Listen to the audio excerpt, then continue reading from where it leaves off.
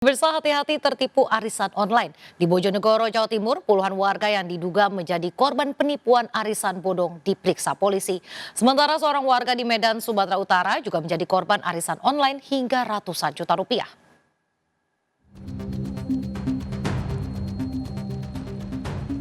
Sejumlah warga yang diduga menjadi korban arisan bodong mendatangi Mapolres Bojonegoro, Jawa Timur. Para korban yang sebagian besar kaum ibu menjalani pemeriksaan. Sebelumnya, para korban melaporkan seorang warga desa Jono, Bojonegoro atas dugaan penipuan arisan online senilai Rp925 juta. Para korban tertarik mengikuti arisan online karena iming-iming keuntungan besar.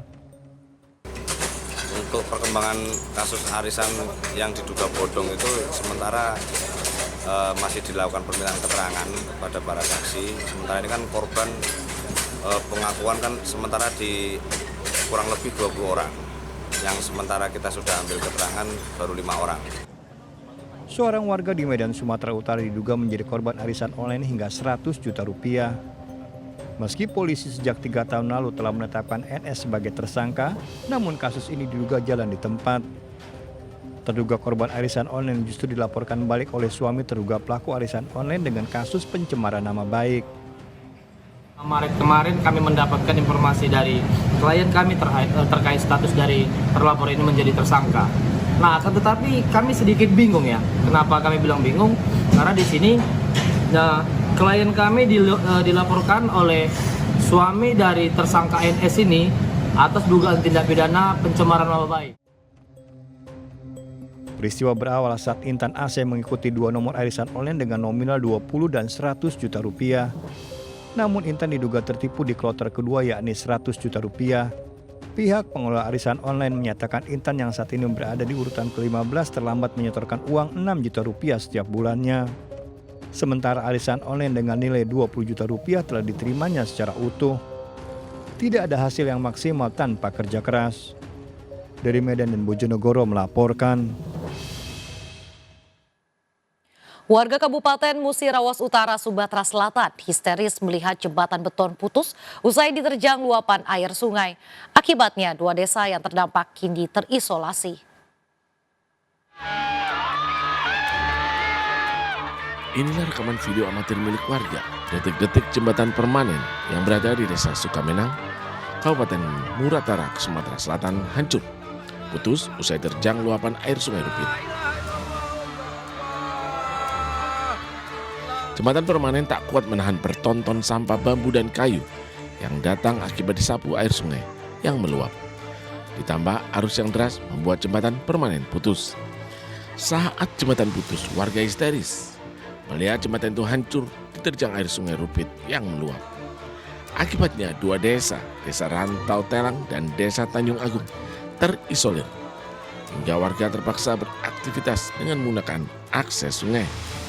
Situasi semakin memburuk dengan putusnya 2 jembatan gantung di Desa Tanjung Agung dan Sukamenangis.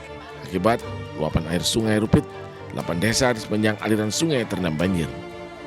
Semestinya kondisinya sekarang tidak aman lagi. Sekarang dia tidak putus dikarenakan ada satu jembatan yang desanya di hulu desa terusan ini Desa Sukamenang. Karena dia jembatan permanen sehingga kayu-kayu atau rumpun bambu yang hanyut itu dia terhendap oleh jembatan yang di Desa Sukamenang sehingga jembatan kita ini masih berdiri seperti ini. Kalau seandainya tidak ada jembatan itu kemungkinan jembatan kita sudah putus seperti desa-desa yang lain.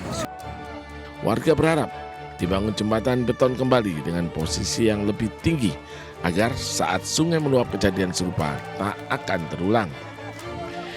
Dari Musirawas Utara, Sumatera Selatan, Sudirman melaporkan. Akibat banjir bandang di Desa Sukamenang, 17 rumah kilang terbawa arus dan 23 rumah rusak parah diterjang banjir. Banjir disebabkan luapan Sungai Rupit di Karangjaya, Sumatera Selatan.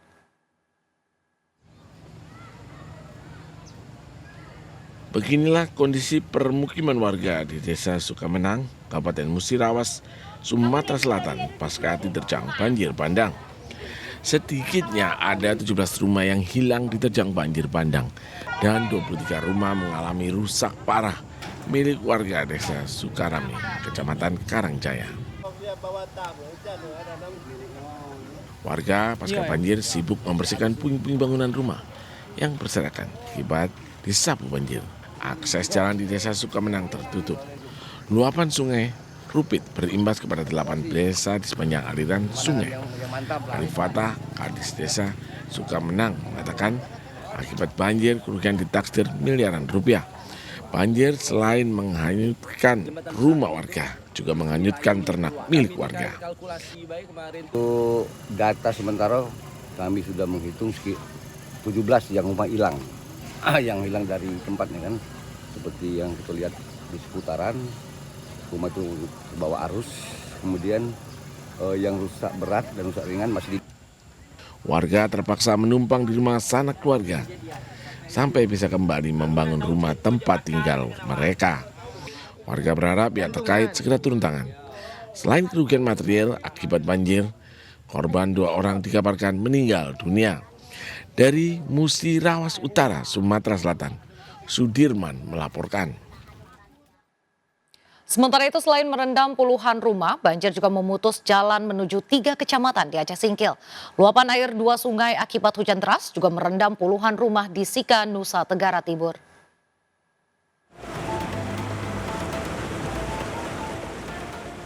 Satu persatu warga harus mengantre saat melewati banjir di kawasan Gunung Meriah, Aceh Singkil.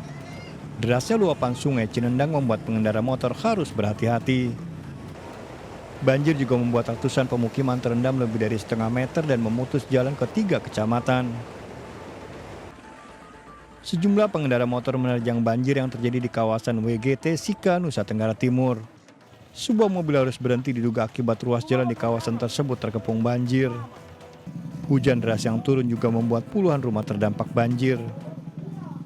Sungai yaitu satu sebelah kanan saya ini adalah banjir dari Sungai Warkoro dan ini dari Sungai Napunggarat. Akhirnya dua sungai ini menjadi satu, akhirnya tidak ada jalan keluarnya untuk menuju ke sungai, jadi masyarakat ini jadi korban. Proyek pengendali banjir di kawasan Asam Kumbang, Medan, Sumatera Utara diprotes warga. Warga menilai proyek pengendali banjir berdampak terhadap matinya usaha serta sulitnya mobilitas. Jika proyek pengendali banjir sudah selesai, bisa mengalihkan aliran air dari Sungai Sikambing menuju ke Sungai Belawan. Mengalirkan aliran air yang selama ini aliran dibuang ke Sungai Sunggal, Pak, selama ini ya? Ke Sungai Sunggal ya? Belawan. Sikambing ke Belawan. Oh, yang ini dibelokkan ke Sungai Belawan. Jadi ini alirannya kita belokkan untuk mengurangi debit air yang masuk ke Sungai Sikambing. Usai bertemu warga, pemerintah Kota Medan meminta kontraktor mempercepat pekerjaan. Dari Sika, Aceh Singkil dan Medan melaporkan. Pemirsa, kepadatan arus balik masih terjadi di Pelabuhan Parepare, Sulawesi Selatan. Ribuan penumpang kapal memadati terminal pelabuhan yang hendak balik ke Kalimantan. Ribuan penumpang ini masih memadati Pelabuhan Parepare, Sulawesi Selatan. Meski telah memasuki H+7 Lebaran, kepadatan calon penumpang kapal masih terjadi Rabu siang. Antrean panjang calon penumpang kapal ini bahkan terlihat saat pemeriksaan tiket di loket masuk terminal pelabuhan. Para penumpang ini akan kembali ke sejumlah daerah di Kalimantan usai melakukan lebaran di kampung halamannya. Tercatat ada 6.000 calon penumpang kapal yang akan bertolak ke Kalimantan dengan menggunakan 5 armada kapal melalui Pelabuhan Parepare. 5 kapal itu Pantokrator, Catalia, KM Swanabatra dengan Lambelu. Diperkirakan penumpangnya kurang lebih dari 6.000 penumpang. Mayoritas para penumpang ini akan kembali ke sejumlah wilayah, diantaranya Bontang, Balikpapan, dan Samarinda. Arus balik di Pelabuhan Parepare diprediksi masih akan terus terjadi hingga akhir pekan nanti. Dari Parepare, Sulawesi Selatan, Erwin Eka Pratama, Ainus melaporkan. Pemirsa, puncak arus balik mudik Lebaran 2024 masih terjadi hingga kemarin. Di Terminal Pulau Gebang, 385 bus dengan 3.048 penumpang datang dari berbagai daerah di Pulau Jawa maupun luar pulau.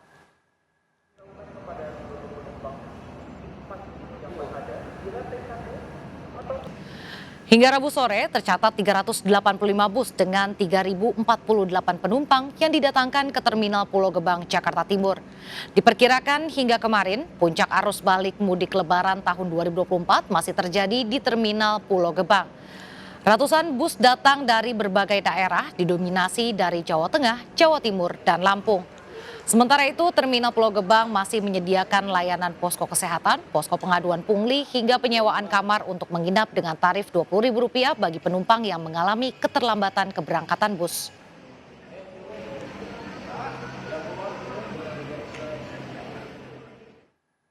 Pemirsa, pasca puncak arus balik Lebaran, arus lalu lintas di gerbang tol Cikampek Utama terpantau lancar. Dan mulai 17 April hingga 19 April, Jasa Marga memberikan diskon tarif tol sebesar 20%. Biasa dapat kami informasikan situasi terkini yang mana pada hari ini terpantau di gerbang tol Cikampek Utama, Jawa Barat terpantau sangat lengang, yang mana para pengendara ini dapat memacu kendaraannya hingga batas maksimal, mengingat memang para pemudik yang melakukan kilas balik 2024 ini sudah memilih terlebih dahulu untuk balik menuju arah Jakarta dan sekitarnya pada puncak arus balik, yakni di tanggal 14 hingga 15 April 2024. Dan juga terkait skema juga sudah tidak diberlakukan lagi dari sistem ganjil genap, one way dan juga kontraflow. Yang mana one way ini sebelumnya diberlakukan dari kilometer 414 gerbang tol Kali Kangkung hingga kilometer 72 tol Cipali. Dan selain itu juga kontraflow yang sebelumnya diberlakukan di kilometer 70 gerbang tol Cikampek Utama hingga kilometer 47 ruas tol Jakarta Cikampek ini juga sudah tidak diberlakukan lagi tepat pada tanggal 16 April 2024 Selasa kemarin. Dan hal upaya ini dilakukan lantaran memang situasi jalan sudah terpantau normal dan masyarakat juga tidak terjadi tersendatan di area di gerbang tol Cikatama ini. Dan tepat pada tanggal 17 hingga 19 April 2024 ini Jasa Marga telah memberlakukan diskon tarif tol sebesar 20%, yang mana telah diberlakukan pada tanggal 17 April 2024 pukul 5 pagi hingga tanggal 19 April pukul 5 pagi juga. Dan ini juga diberlakukan bagi masyarakat yang akan tiba di tol Cikampek ini. Dari Purwakarta, Jawa Barat, Indah Setiapudi, Rizky Jurianto, Aulia, iNews melaporkan. Pengelola Terminal Dasinarga di Gunung Kidul, Yogyakarta menggerakkan armada tambahan saat arus balik Lebaran. Penumpukan penumpang yang sempat terjadi di Nganjuk, Jawa Timur dimanfaatkan sejumlah taksi gelap dengan menawarkan harga berkali lipat.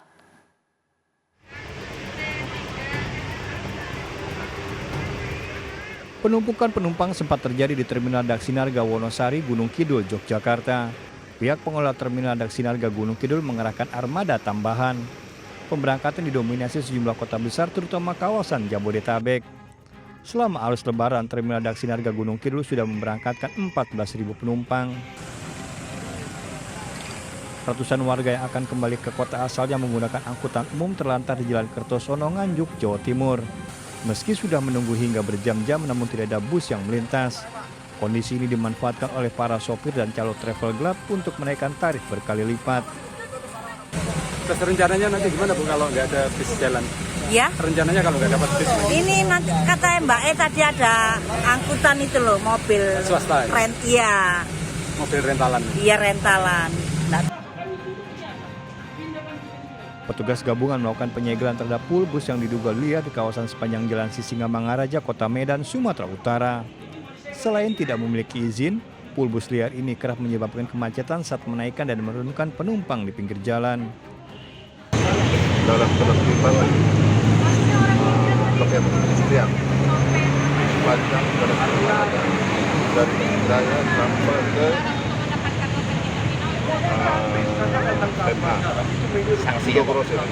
Sanksinya apa bagi? Ternyata tadi ketemukan izin tidak ada terpaksa kita segel sesuai dengan peraturan berlaku. Sedikitnya terdapat 15 loket tak berizin di pool bus yang diduga ilegal ini. Dari Jombang, Gunung Kidul, dan Medan melaporkan. PT KAI mencatat jumlah penumpang selama arus Lebaran 2024 mencapai 3,3 juta lebih penumpang atau meningkat 18% dibanding tahun lalu. Meski posko Lebaran telah ditutup, masa angkutan Lebaran masih berlangsung hingga 21 April 2024. Momen arus mudik 2024 telah usai. PT KAI Indonesia mencatat jumlah penumpang yang diangkut selama arus mudik dan arus balik tahun 2024 mencapai 3,3 juta lebih atau meningkat 18% dibanding periode arus mudik dan balik lebaran tahun 2023.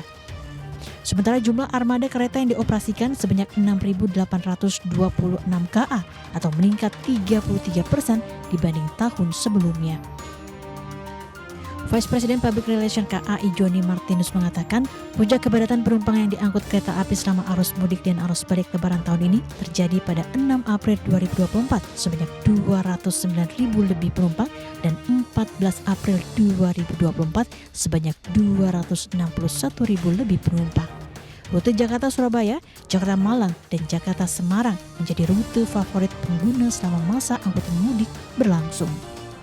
Tingkat ketepatan waktu keberangkatan kereta api mencapai 99,6%, sedangkan tingkat ketepatan waktu kedatangan kereta api mencapai 97,4%.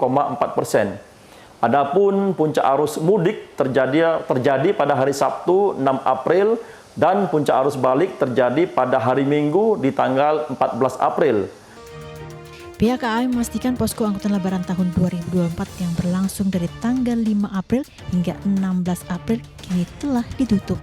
Namun, masa angkutan lebaran masih berlangsung hingga H+10 lebaran atau pada tanggal 21 April 2024 mendatang. Dari Jakarta, Rika Anwardi melaporkan. Ratusan warga lereng Gunung Merapi, Boyolali, Jawa Tengah menggelar tradisi unik memeriahkan Hari Raya Idul Fitri. Selain mengarak puluhan hewan ternak keliling desa, warga juga menggelar doa dan makan bersama di jalan utama desa. Dan berikut liputannya.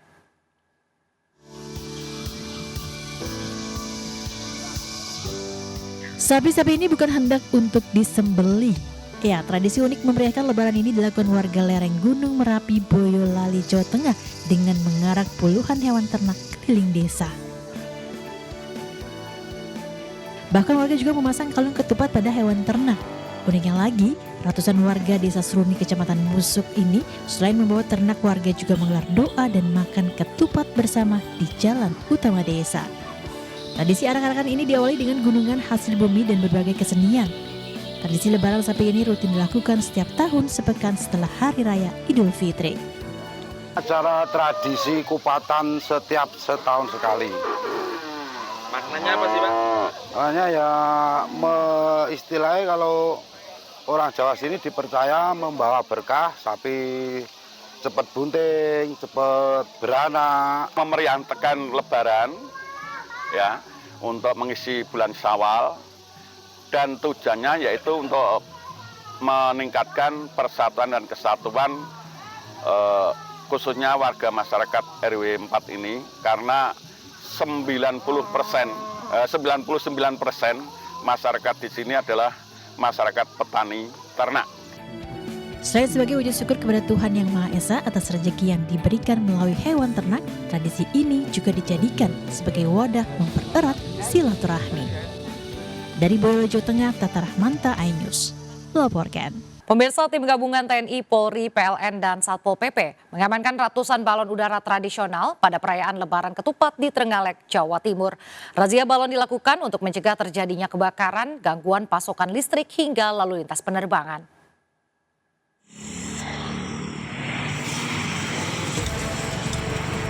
Balon udara berukuran besar jatuh di ruas Jalan Nasional Trenggalek, Tulung Agung, Jawa Timur dan nyaris menimpa pengguna jalan dan jaringan listrik PLN. Beruntung polisi mengamankan dan memadamkan api yang masih menyala. Keputaran masuk desa Pakis. Tim gabungan menggelar razia serentak di sejumlah titik di Kecamatan Durenan, Trenggalek, Gandusari, dan Kecamatan Tugu. Karena banyak ditemukan warga yang menerbangkan balon udara pada momen perayaan Lebaran Ketupat.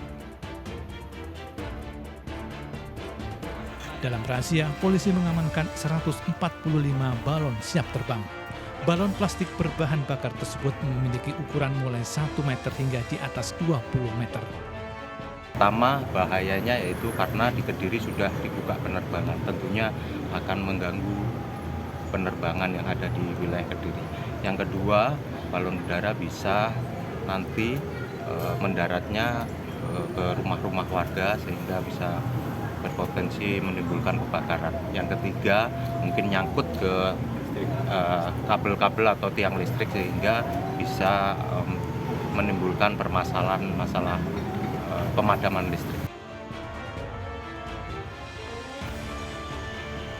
Sebelum dilakukan razia, masyarakat telah berulang kali diperingatkan untuk tidak menerbangkan balon udara.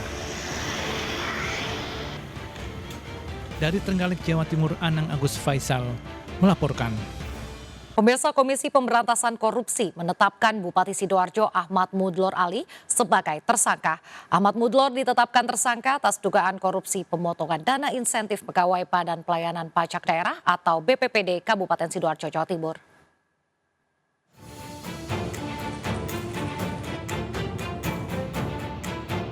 Bupati Sidoarjo Ahmad Mudlor Ali alias Gus Muhlor ditetapkan sebagai tersangka. Gus Muhlor ditetapkan sebagai tersangka dalam kasus dugaan korupsi pemotongan dana insentif pegawai Badan Pelayanan Pajak Daerah atau BPPD Kabupaten Sidoarjo, Jawa Timur.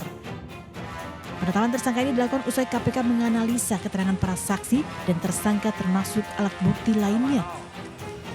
Bupati Sidoarjo diduga menerima sejumlah uang yang berasal dari pemotongan dana insentif pegawai BPPD Kabupaten Sidoarjo, Jawa Timur. Berdasarkan keterangan tersangka Kasubag Umum BPPD Kabupaten Sidoarjo Siskawati, potongan dana insentif pajak tersebut dipergunakan untuk kepentingan sang bupati dan Kepala BPPD Sidoarjo Ari Suryono. Pada tahun 2023, Siskawati mengaku menerima potongan dana insentif sebesar 2,7 miliar rupiah. Bupati Sidoarjo sendiri sempat diperiksa KPK pada tanggal 16 Februari 2024 lalu. Meski tak merinci kasus yang menjerat Bupati Sidoarjo tersebut, Ketua Sementara KPK Nawawi Pomolango membenarkan keterangan yang disampaikan Kepala Bagian Pemberitaan KPK Ali Fikri kepada wartawan. Sejauh yang sudah dinyatakan jubir ya seperti itu kondisinya gitu ya. Berarti dia akan segera dipanggil apa ya? Bupati Sidoarjo udah jadi tersangka Pak ya? Ya Pak ya? Ya Pak? Sesuai pernyataan jubir saja gitu, barangkali ya. Iya Pak, berarti udah resmi Pak ya jadi tersangka Bupati Sidoarjo ya Pak ya? KPK kini telah mengirim surat pencegahan ke luar negeri untuk Bupati Sidoarjo Ahmad Mudlor ke kantor Direktorat Jenderal Imigrasi Kementerian Hukum dan HAM selama 6 bulan ke depan. Kasus ini merupakan pengembangan dari operasi tangkap tangan yang dilakukan KPK di Sidoarjo pada 25 Januari 2024 lalu. Dari Jakarta, Halim Sejangbati, iNews melaporkan. Ketua Umum PDIP Megawati Soekarno Putri mengirim surat tulis tangan ke MK terkait sengketa Pilpres 2024. Menanggapi hal tersebut, Gibran mengaku belum membaca isi dari suratnya. Calon Wakil Presiden terpilih Gibran Rakabuming Raka mengaku belum membaca surat tulisan tangan yang dikirimkan Presiden RI kelima Megawati Soekarno Putri kepada Hakim MK. Megawati sendiri juga mengajukan diri sebagai amicus curiae atau sahabat pengadilan untuk hasil sengketa Pilpres 2024 yang mana salah satu pemohonnya adalah Capres-Cawapres yang diusung PDIP, Ganjar Pranowo Mahfud MD. Namun Gibran menanggapi santai dan mengatakan membiarkan berjalan sesuai proses. Saat dijelaskan soal isi surat tersebut yang diantaranya berisi kecurangan pemilu yang terstruktur, sistematif, dan masif, Gibran meminta untuk membuktikan hal tersebut. Saya belum baca. Coba ya nanti saya baca dulu ya. Mau kalau tim hukumnya kami semuanya berproses ya. Ya udah tinggal dibuktikan saja.